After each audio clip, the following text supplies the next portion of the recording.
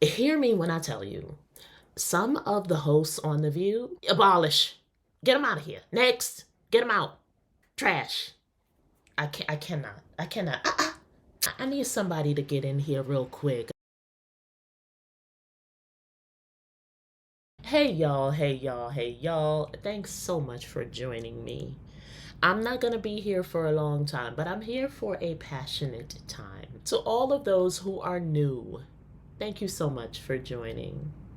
To all of those who are not, welcome back. Y'all, I love The View. I love watching daily and have been doing since the beginning of my journalistic career when I started out at ABC News. More on that later. But today, right now, I need to talk about something that done tipped me off. It made me mad. Over the last 2 weeks, a couple of the hosts been on one and speaking on things that they know nothing about. In some instances, it is appropriate to cede the floor because you don't have the range to talk about these things. This is the very problem, y'all. This is the problem. This is the issue. Some people just don't want to hear. You don't want to see it because it's easier for you to not see it. I was listening to this as I was walking, and I wanted to throw my damn phone. I wanted to throw the phone because I was so annoyed. The very point of the walk is supposed to be zen. It's supposed to calm me. What the hell going on over there? Do I need to come down there? Lord have mercy, Lord have mercy. You hear about school choice, it's really connected to the voucher system. And I encourage everybody to read up on that. What happens, the Department of Education is responsible for $18.4 billion that fund high poverty K through 12 schools. Schools where kids are poor. Kids that grew up in neighborhoods like I grew up in the South Bronx projects. $15.5 billion from the Department of Education is used to cover the cost of children with disabilities, children that have dyslexia, children that have other learning needs, that learn differently. And what happens with vouchers, the studies show very clearly that they fund students who are already attending private schools. So people with money get those vouchers, use the vouchers to pay less for their private schools, and their kids go on to do well. Where do you get the money from vouchers? You pull those money from those poor schools, those poor schools.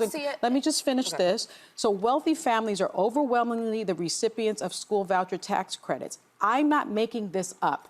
This has been studied. In 2020, a 2020 study found that only about half of states with voucher programs require teachers to have a bachelor's degree, require teachers to have training, require teachers to have licensing, require participating private schools. If I may get in, just to make it a conversation. But because I have children and because I looked at private schools. I went to public school. I believe you got to go to private school. There is zero statistical significance. You got to go to private school. Because nobody can figure out what's being said here right now. No, there is no last thing right now. We're going to go to break, and then we're going to come back. Yes. Because you can't. What's happening is no one can hear anything anyone is saying. So everybody has to on it so we can talk. Well, that you know, goes for you too, my dear. That's for a word, and she's been talking we'll for 3 be right minutes. back. See, you went to a good school. Let Whoopi talk. I wasn't in a good school Let Whoopi district. talk. That's the inequity. But where did you go to school? In the South, I had to start school in the South Bronx projects. But then didn't you get to go to a private school? Here's what's interesting to the Worcester right now, because don't make me shut this bad boy down again. All right. Someone must tell the usual suspects on the far left that the saying is, when you're in a hole, stop digging. You just lost a crazy contest to an actual crazy person. What a shocker that the people who see everything through the lens of race and sex see their election loss as a result of racism and sexism. Yes, if only we weren't so irredeemably unenlightened, we would have elected a black president by now. Oh, what, we did? Oh, thank. I just, I know that as a country, it's very difficult for people to believe that racism and misogyny, they're just alive and well. I think that we don't want to think that about ourselves, our neighbors, our friends. But it's my lived experience tells me that it does still exist, even if your lived experience doesn't tell you that it exists. And, the facts support that. I think we have a graph. If you look at there's a clear racial divide in who voted for Trump as opposed to who voted for Kamala Harris. It's very clear. It's not only clear by race, but it's also clear by education. And so the notion somehow that that is not true, this is by education. Those who attended college voted for her at a higher degree than those that didn't. But I think I've you're said missing that. his point. Let me just finish. And so I've said that before, and there was so much backlash because I think it's an uncomfortable, inconvenient truth about this country. But his whole point is they didn't vote for him because of racism and misogyny. They voted for him because they felt like, I think the biggest common denominator in this election is people want a good life and ability to provide for their family. Well, and whether we agree or not with Donald Trump's plans, Black people they thought that he was reflective. One of the poorest demographics in this country, but they voted for Kamala Harris. But there was a split, and more of them voted for Donald Trump than had historically. I think that there's such a desire. If you really think the vast majority of this country voted because of racism and misogyny, you're missing it. Most of my family, a lot of my family doesn't have college degrees. But the stats are the stats. But that's not, it doesn't say I'm white, I voted for Donald Trump because of racism. That's not, let me just ask, what stat are you talking about? Let me just dissect the two. Yes, you can. There's a lot Hold on.